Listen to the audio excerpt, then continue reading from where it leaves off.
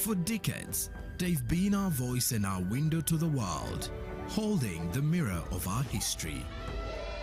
With 4 TV stations and 11 radio channels spanning 27 languages, they stand as guardians of information, defenders of truth. With Mascari Heritage Advantage, they uphold every citizen's right to reliable and free information. Their archive stories shaped our past and illuminate our present. Yet now, as new challenges arise and the world evolves, their mission faces its greatest test yet. Be part of our journey and let's navigate the unknown, uncover the untold, and safeguard our future together. Tune into your public broadcaster, for it is the intersection of trust and truth.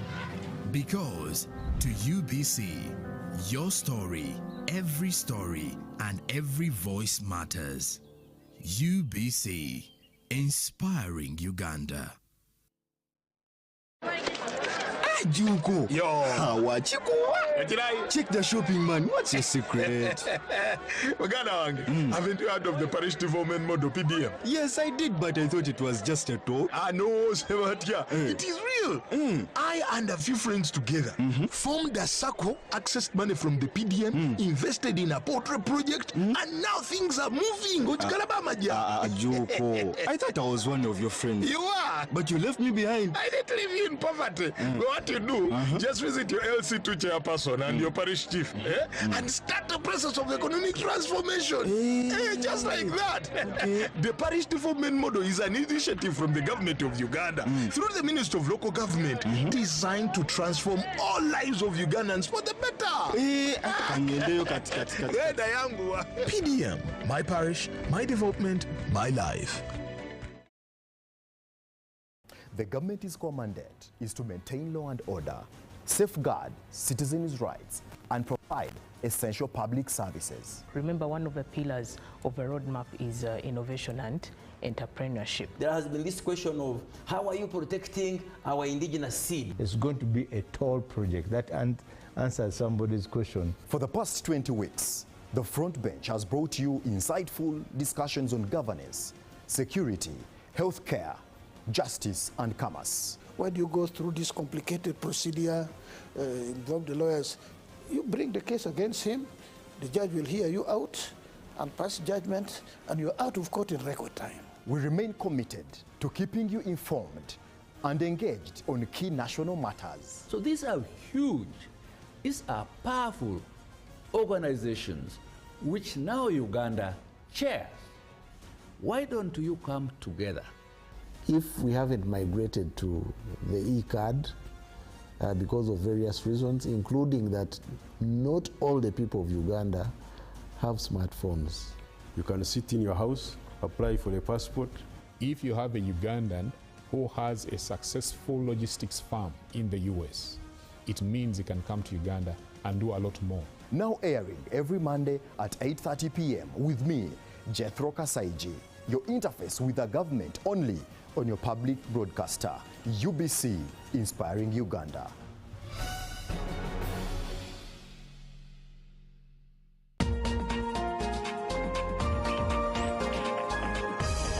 We're going to be talking about farming, but it's not me that's going to do that. My name is Hava K. Luanga. My name is Larry Charles K. Let's go! Mixed farm is a type of farming that involves growing crops and raising livestock. This is the spice garden and for the vegetables. My first favorite spice has to be black pepper.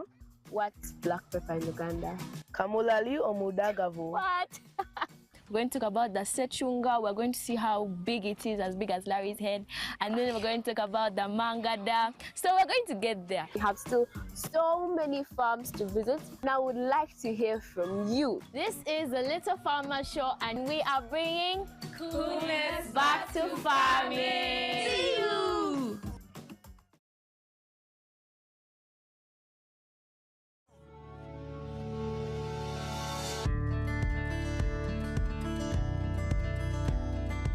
Our our program of poverty eradication is a must. We want everybody to be involved. Through the parish development model, Ugandans are starting small but impactful projects to improve their livelihoods. When we give 1 million, we know it's not enough to do many things, but it's a starting point. I'm a PDM beneficiary, a farmer. Your Excellency, I was given 1 million Uganda shillings from Kobil Kawo PDM Circle.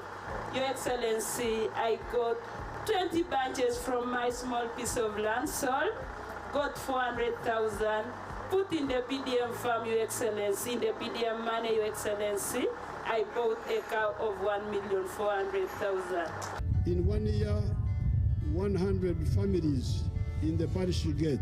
In 5 years, 500 families would have got. We were the first people to receive money from Nakapriprit. I received $1 million. I rented 4 acres of land and I was able to harvest 14 bags. So really this 1 million is enabling somebody to start something. Yes, and we don't want to give too much money to one person because we have got very many people to cover.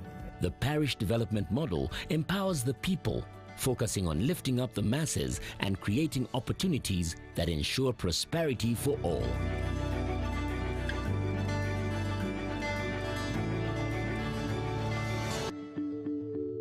This message is brought to you by the Ministry of ICT and National Guidance.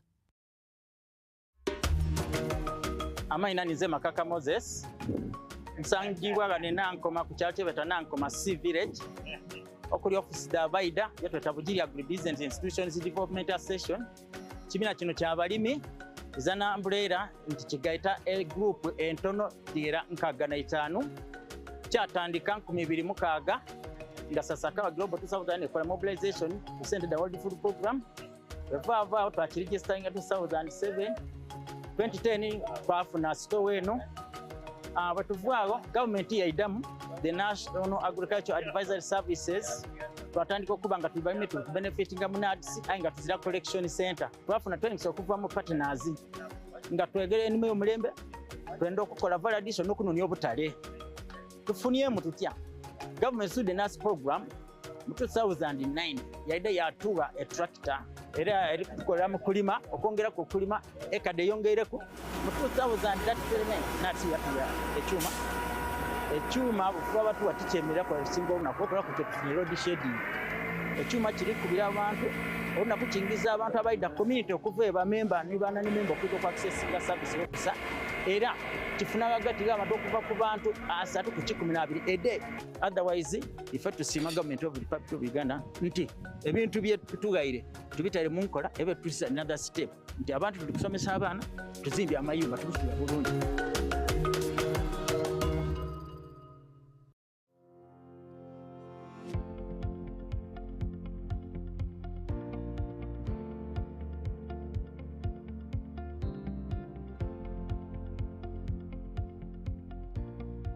Before I joined the Emyoga program, I was ignorant about income generating scheme. I was financially poor, but through Emyoga, when I was elected to become the secretary of the circle, I started gaining skills and knowledge on financial management. When we received the money, I borrowed 2,700,000. With that money, I was able to buy 2 cows. Some balance, I was able to improve on my citrus because it was affected so badly. Part of it, I put it on poultry because I knew that poultry is another place that I can invest money because poultry has a quick return. We sell it at any time. Before, the orange was really affected by the virus, and I was not able to spray. But when I got the money, I focused on it, had to get labor to help me soften the trees, spray, remove the sick one, and bury. So when I did that, there was improvement in the tree. It was no longer getting those diseases. But the first time I got the good yield, that made me get 2,600,000. That was between February and March. And I continued getting up to now. There's continuous harvest. If it was not through a Myoga support to improve on it, I wouldn't have got that money.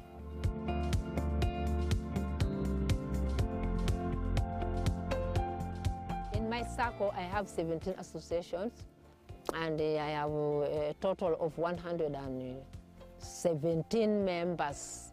So being women entrepreneurs, we have created other activities that can earn us income, like drying eggplants and packaging. We have also managed to have cassava chips. That's a high quality. Packet can be milled and then also mixed with cowpea flour to make bagia that can be packed for children for school. We also have sodium bicarbonate, abalang. People have been just neglecting those things, but in the community, if you don't have, you cannot prepare a magira. We have also initiated that, putting it in the box, then also labeling or branding. It fetches us money, daily income. We have different products made from different associations, but all, when we meet, we advise one another and we visit one another to see how each association works. There are those who do piggery, some do poultry, some do the sales of clothes. Their lives have changed because before, some of them were not doing any business. But when this seed capital came, that's when they started thinking of what to do. And when we meet, we always encourage. Being a woman, you need to have money. You need to have an activity that you do to fetch you what? Money.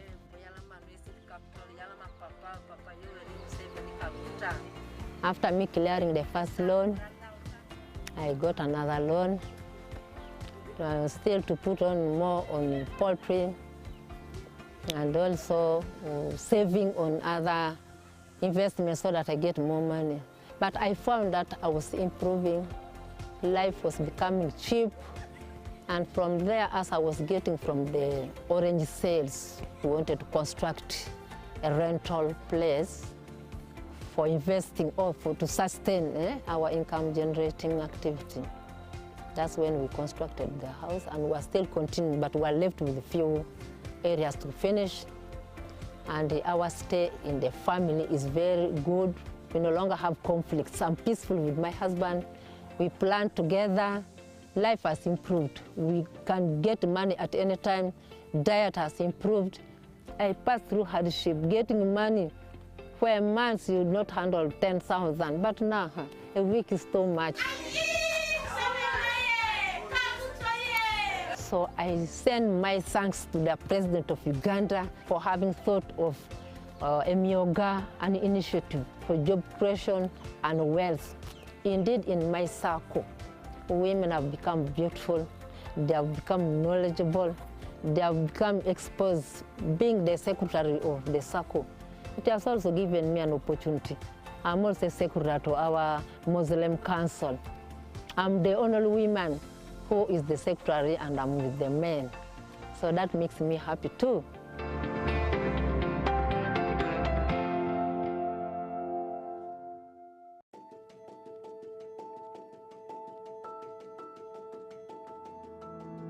The circle started 5 years back with 15 members who were part of the executive, and we managed to use the same 15 members to mobilize the youth and come in to make the 16 associations. So each member took a thought of gathering, mobilizing the 15 people to make associations.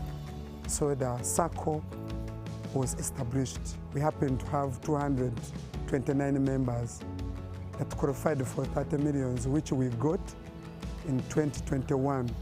We used the 30 millions from the presidential initiative to buy the 6 motorcycles, which was a small number to benefit the 229 members, but we managed to use it.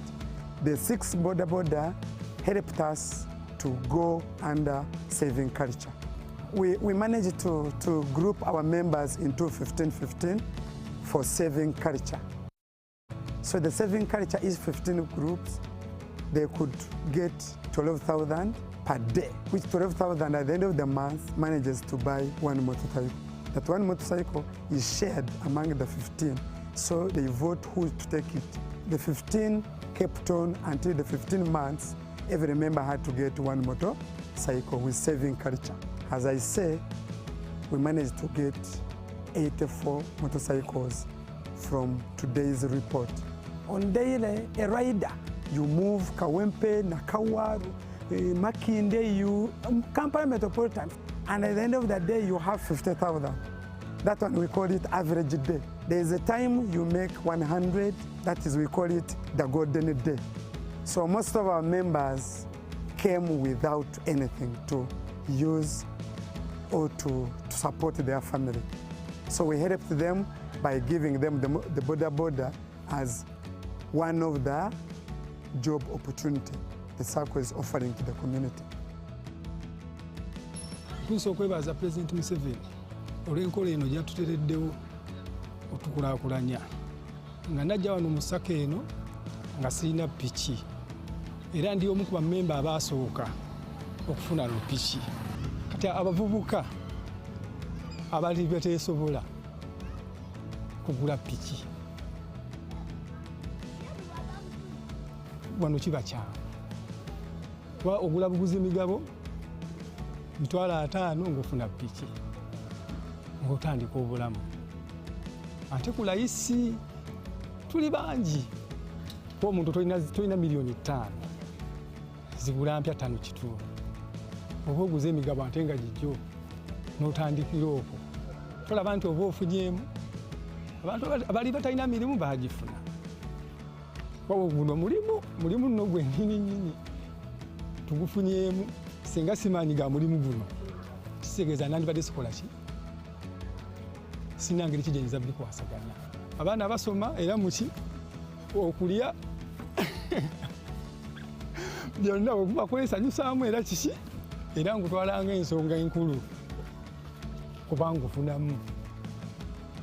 Gubinkolera go ge mazima gubinkolera ddala bulungi mukadde tajjula maama gwe nninawo yekka oba oli awo akasimu ante kino bakiri mugira nga noteekayo n'omusingi ante kino egamba. Live from UBC Studios in Kampala, this is Good Morning Uganda.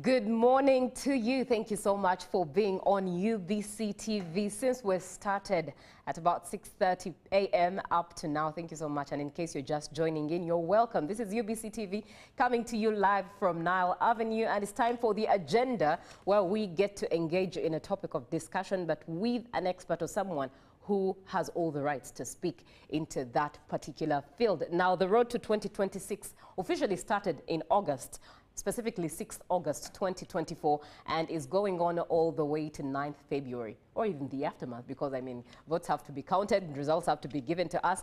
But today, 16th June, is the official date, as by the Electoral Commission, that elections have officially kicked off for the general elections 2026. And today they've kicked off with older special interest groups, that is older persons electing their leaders by lining up.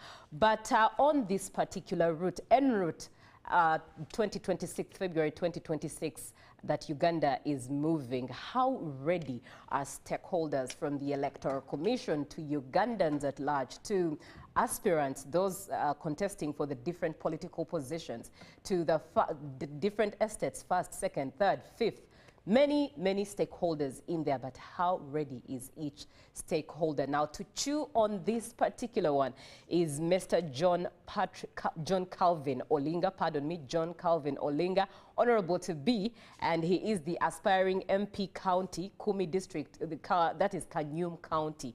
Aspiring MP Kanyum County in Kumi District. Good morning, honorable to be. Good morning to you, my sister Juliet. Thank you so much for coming. You're welcome. Right, how ready are you?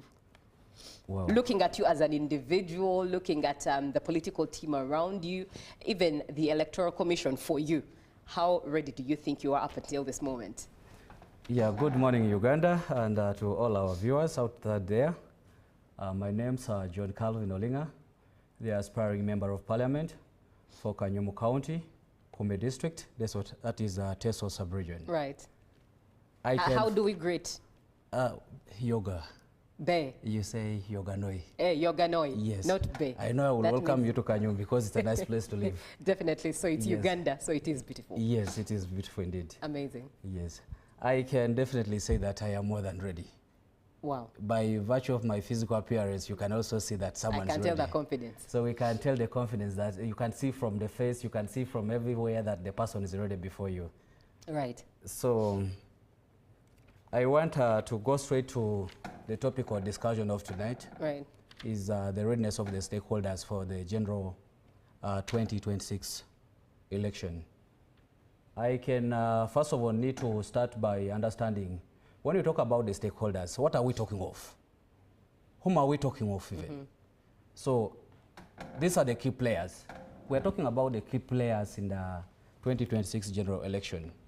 So who are these key players? When we look at ourselves, we are looking at the political leaders, we are looking at the voters, we are looking at the government itself, the government agencies, we are looking at the media, you. Right, yes. We are looking at the community, as the community leaders and influential members of the community.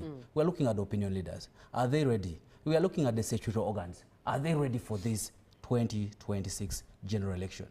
Indeed, I can confirm that when you look at the Electoral Commission, when you look at the government agencies, when you look at the media, which has been 24/7 active, and I appreciate that, because the media has been active, the media has been participating. Actually, I can say that's 99.9% media has been active. Right. So credit should be given to media first, that it has been on point. We receive it. Thank you so much.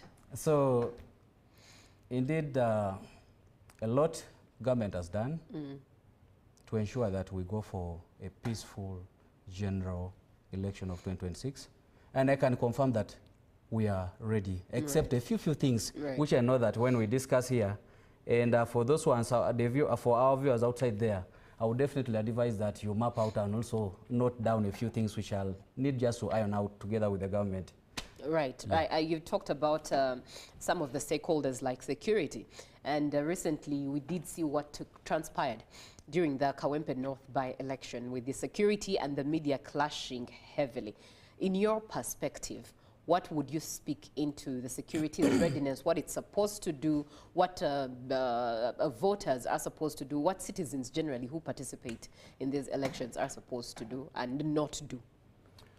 Basically, when you look at, I don't want to engage much on the Kawempe elections, because I saw a lot of coercion that was there between the security operatives and the media. Then also I saw with the community people. Right. Definitely these coercions are not caused by the security. It is caused by the community sometimes. Okay. They get the media agitated. They get the media, they get the security personnel provoked to the point that they need to take a reasonable force. When you look at our laws as a country, Uganda, it permits security organs to take reasonable force. Right. If at all they say that the situation is not coming to the conclusion, if they have tried to talk to the masses outside there, that please, whatsoever is going on is not right, the security organs can take reasonable force. So in this, you find there is media in. There is sometimes when we need that at least to have certain coverages not engaged on. when there are such coercions between the security personnel and the community. Right. Community always provokes, and I've always advised the community that when there is something of such kind, can we try at least to listen one another? If the security personnel are telling us that, please let us not engage up to a certain position, let us not enter in this point. But you find the community keeps on pushing up to a certain level. You find that the security is provoked to take an action. Right. So there are certain things which we cannot, which are inevitable, we cannot avoid. Right. And more so when it comes to election, because people come with different minds. Everyone wants to see that their camp wins, and we cannot avoid that. Right. Now let's look at your position, aspiring MP for Kanyum County. What is your core agenda for engaging in the 2026 election? Well, I appreciate first of all the good governance of His Excellency Yoweri Kaguta Museveni. He has always been on point. Right. He has always put a position where all players are participating. When you look at the women, when you look at the youth, when you look at the elderly, there is always a position where all these players are active and playing. So there is a level ground. So looking at the question you're raising, ideally look at that when you look at the special groups like the youth, there is a provision that has been given, that is the youth MP. And ideally presume that by being the biggest number of the voters, when you look at our voter register, the Electoral Commission of Recent pronounced that it is around 22 to 24 expected voters, registered voters. Altogether? Altogether. Right. So by virtue that this is the total number that is expected to vote for the 2026 general election, we have at least 24% of the total number of voters being the youth. When you reach down there, the youth are ready to vote. But the challenge we are facing is that how ready are these, how guided are these youth? There is that anxiety that we are going to vote. But do they know the procedures? Do they know how voting is done? Of recent, my brother, I don't want to go that so much, my brother Chagulanyi, in Kawempe here, when we went for presidential election, actually they said that the votes were rigged and so forth.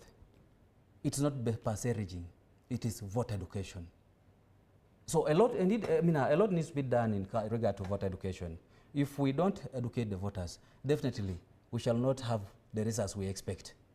One, people go with anxiety, people will go with their happiness. Like now when you go to the village level, people have the national IDs, they have gotten registered in the yellow book, they have gotten registered in the voter register books, but they don't know how the ticking is done. Someone goes with all energy, votes with the love of the person, candidate the person wishes to vote for, votes from the extreme corner up to the other extreme corner, expressing the happiness. Right. And this has caused invalid votes. But when we look at the number of the people who turned to vote, there are thousands of the people, but they went there with the happiness. They went there with that zeal. We are going to vote. So you find that the number of invalid votes are more big, affecting the voter results. So what our expectations could be that we are going to get something big. You find a candidate scoring less. Then finally we say that the candidate was rigged, but not per se rigging. So we needed to do a lot in voter education in regard to the youth. Right, and allow me interject a bit there, because I know we're going to look at the wider spectrum of key stakeholders, the youth being a part of this, the group of key stakeholders. I mean, Uganda is 75% populated. That means mostly youth are populating Uganda, and they're the very ones supposed to exercise their voting right. But when we come to you as an individual, when you purposed to contest, what was behind your mind? What was the agenda that pushed you to say, I am aspiring as the MP for Kanyum County? Well, thank you. Thank you for that good question. I want to draw this to the preamble of NRM.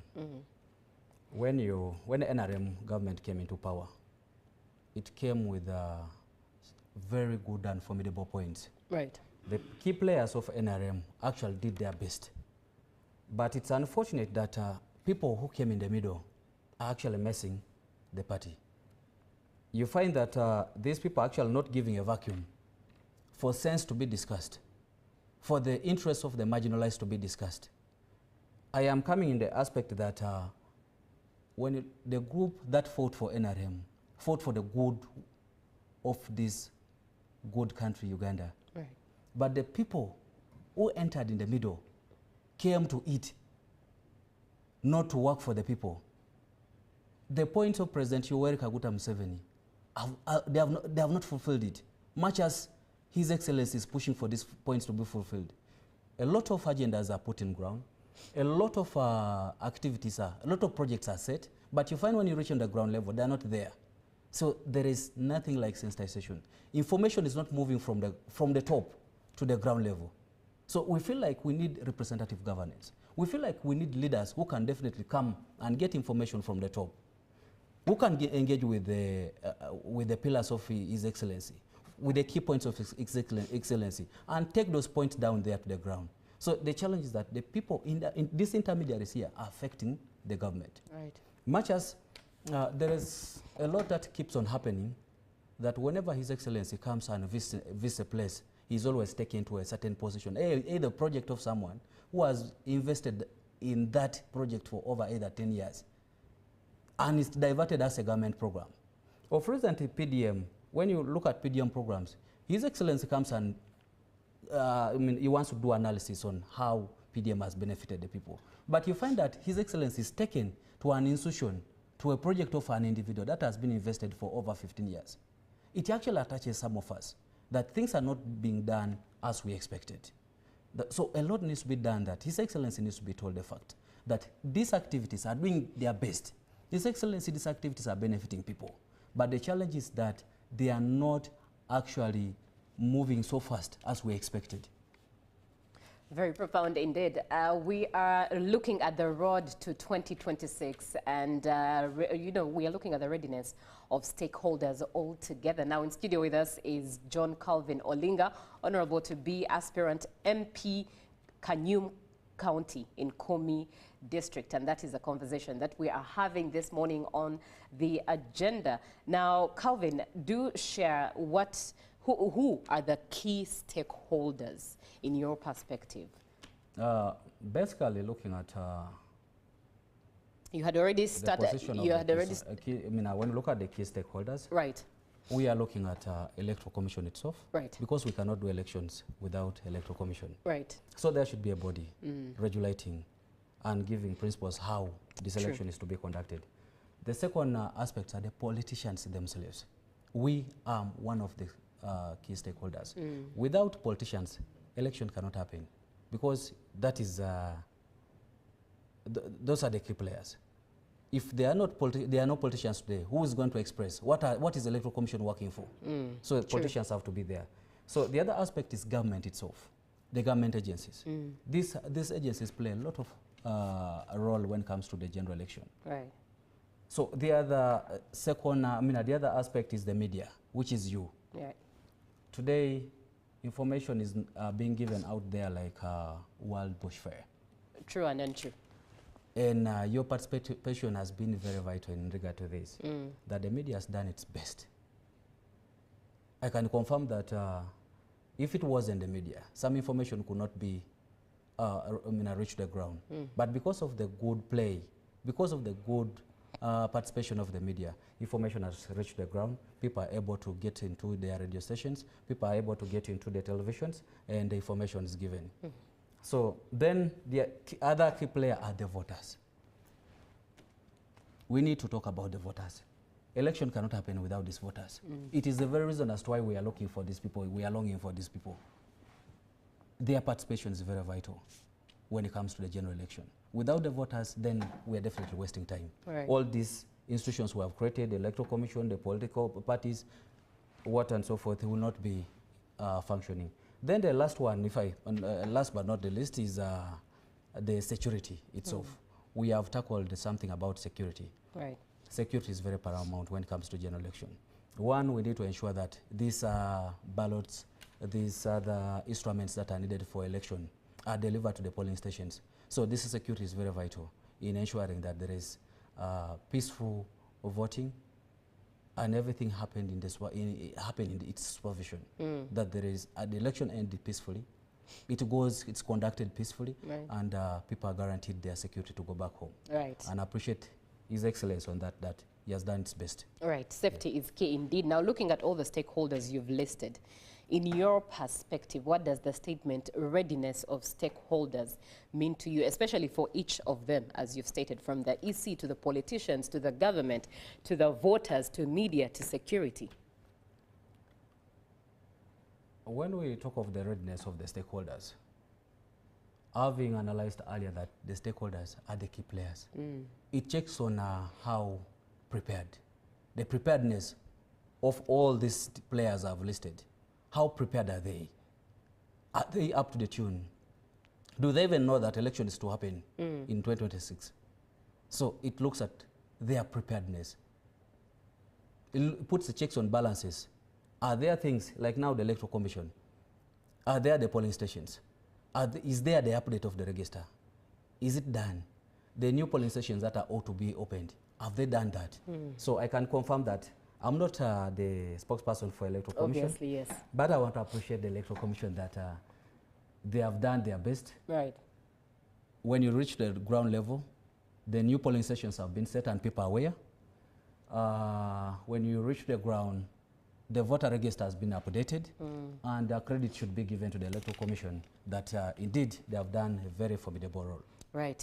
Still in line with readiness, what are those pointers you would throw that if a ball is dropped from any of the stakeholders, it would affect the whole process of the general election?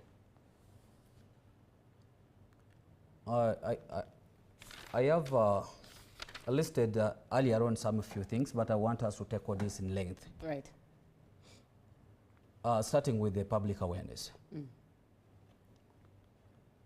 The question is that how is the public ready? How are they organized? Are they instituted? Are they just waiting for the voting, or information and guidance has been given to the public?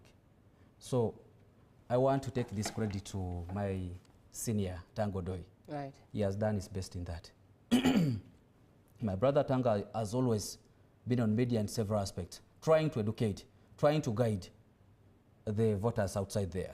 So credit should be given to my elder brother Tango Doi for his good work.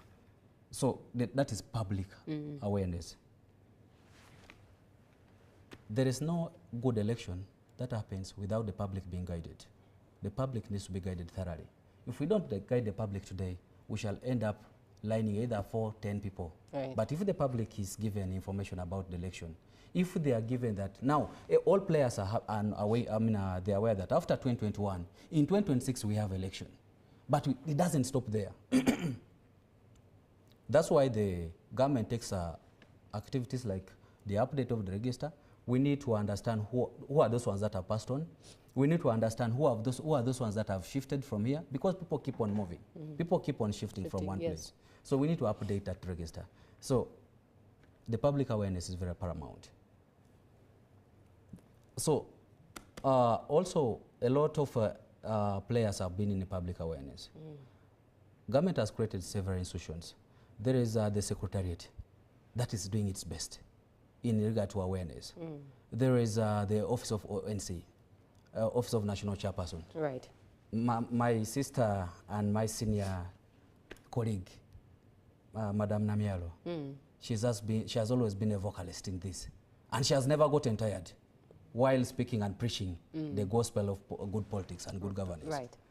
So I can confirm that the public has enough and sufficient information. The other aspect is the Electoral Commission, which I said earlier. I don't want to repeat much on that. The security personnel.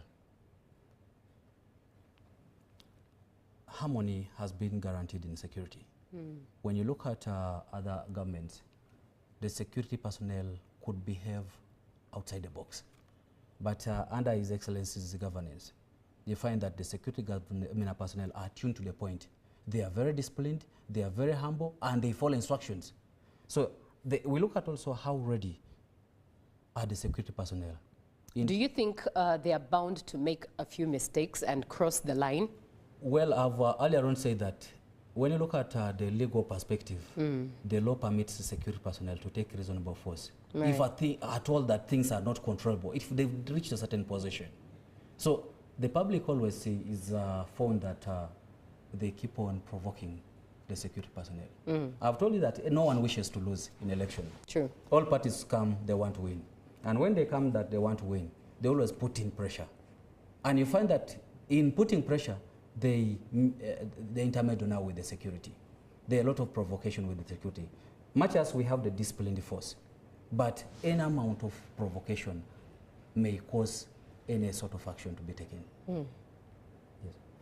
Right, now let's look at, especially for you who's in the experience of it, the role of youth, women, persons with disabilities. What role do you think they play in shaping a candidate's campaign, especially for yourself, one who's in the experience of it? What role do you think this group of people play in shaping your campaign? Well, that is a very nice question to address. The youth, let us regard it as the marginalized, because that is the perception outside there. The youth, women, disabled feel they are marginalized. They are left somewhere. They are curtailed in a certain bracket. And their participation in election is very paramount and vital. But the youth outside there, if not engaged, we shall definitely end up either having no bigger numbers at the polling stations. At the polling station, being the biggest number. Of recent, I was discussing with some colleagues that do we really need the youth MP in Parliament, being the fact that the youth are the biggest number. Right. And to me, the youth MP may not be vital with the fact that we are the biggest number. True. The position would be that we mount pressure and front this youth to this position. We need to contest. We need to go ahead and get this positions here. When we're growing, there is a old saying that you are the leaders of tomorrow. And I've always told my colleagues that being the leaders of tomorrow, I think that tomorrow is now. So our participation is very vital. You find the elderly also looking for the same youth to find them soft landing in the Parliament. So you find the same, same people, elderly, looking for the same women because they are the biggest numbers. Right. You find these very people looking for this marginal group, the disabled. And my own advice outside there, when we are going for these elections, let us not look at taking advantage over these marginalized groups. Indeed, they are desperate for change. They want something good and better. Right. Having looked at how good the good governance of His Excellency is trying to extend things, but the things are not reaching to them. Right. They feel like we are left in a certain vacuum by the fact that these projects, when you look at PDM as a program extended by government, a few youth have benefited out of it. When you look at other government activities, you find that the youth are curtailed, the women are curtailed. There are certain programs that have not reached the village. When you look at Kanyuma, where I come from, other programs have not reached the ground level. It is out of the weakness of certain leaders, which we send. And I want my outside there, the viewers outside there, that let us avoid ourselves, let us distance from getting handouts. Handouts have given us to send worst leaders in Parliament.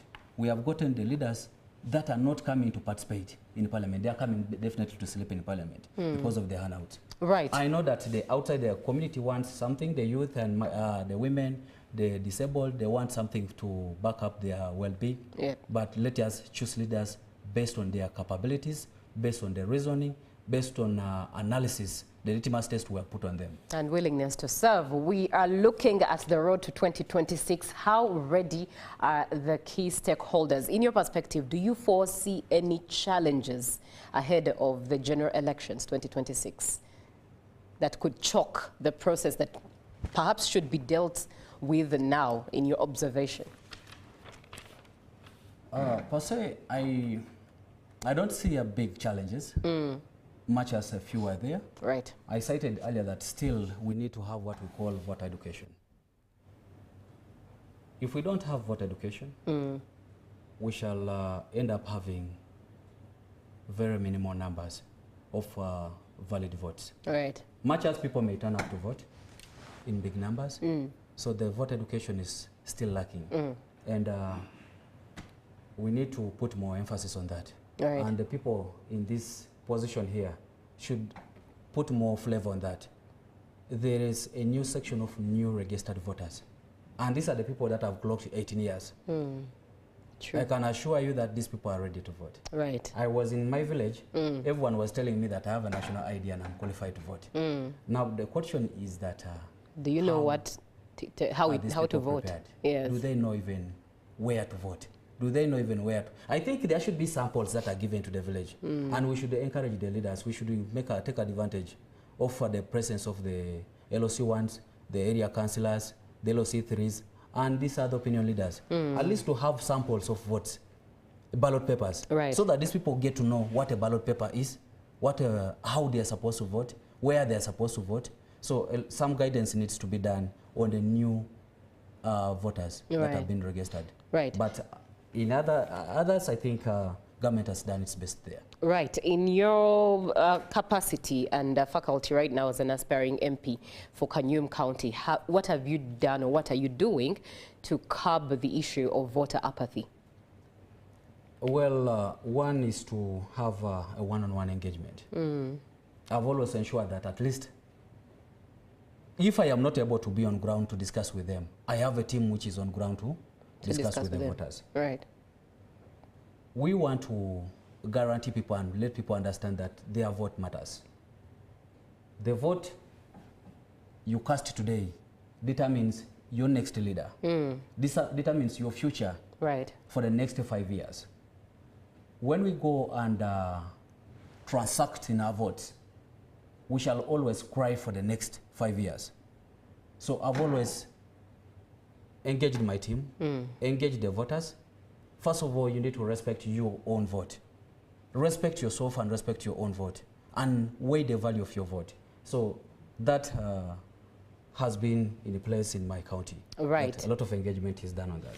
Right. Now let's look at a bit at your manifesto, and as we begin to bring this to a close, which will also act as your parting shot, how have you aligned your manifesto with NDP4 for Kanyum County? When you go to, I have a few circulating posters of mine. It states in my, there is a theme I use that securing a progressive county and a diversified future. Right. When you look at, we secure the future diversified, having a lot of multiple activities. We put in that the county, we are looking at a county that has several activities in play. When you look at TESO bases in agriculture, but we are looking at how best can we diversify agriculture. Can we have fish farming? With the fact that we have vast swamps. The government so far has put a lot of measures to prohibit the misuse of wetlands. It is trying to put a lot of measures in environmental conservation. Right. Yes, as we are conserving the environment, how best can we still utilize this environment which we are conserving? So we can do like now the wetlands. We can still utilize the wetlands by doing other activities like fish farming without tampering with the ecosystem. So this one cannot be done by an individual. And I've always told people that we need representative governance. We need a leader that is able to work with government jointly. We don't want a leader that presumes that he can work as an individual. And that's why Calvin Olinga has gone to Kanyum County. Right. I've gone to Kanyum County basically to work with the people and understand their challenges. I have seen my colleagues, many people now are going to buy ambulances. Many people have gone to buy water boozers. Many people have gone to buy trucks. Indeed, we are not resolving the problem. The problem is discussing with these people and understanding what their interests are. If you go and buy like a water boozer to the people in the village there, government is doing its best. We have been given water. We have been given boreholes by government. We have been given spring wells. There is piped water. Right. There is piped water all so forth being given by government. Right. But my colleagues have gone to buy ambulances. These people are murderers. People who go and buy ambulances, you actually bring these people to fall sick. Oh, wow. They're looking at the measures. Very interesting. Securing someone's life. Right. We need to look at measures where we save life than. So by buying ambulance, you actually need to expose yourself that, yes, you fall sick so that my ambulance comes. Right. I was telling people that if there is a way God triggers that no one dies, these colleagues of mine will have nowhere to display their names. Right. Because they have looked at cheap politics. They are going to buy water boozers. They are going to give out 100,000 to electorates than looking at the main issues affecting the wananchi down there. Right. That is John Calvin Olinga, who's ideally telling that instead of giving someone the fish, teach them how to fish so that they get themselves the fish. Honorable to be aspiring MP for Kanyum County in Kumi District. That is John Calvin Olinga. And with that, we bring this to a close. Thank you so much for watching UBC TV and watching Good Morning Uganda. GMU Extra will also come through with Robert Nyonyi Tono. But from me to you, let's do this again.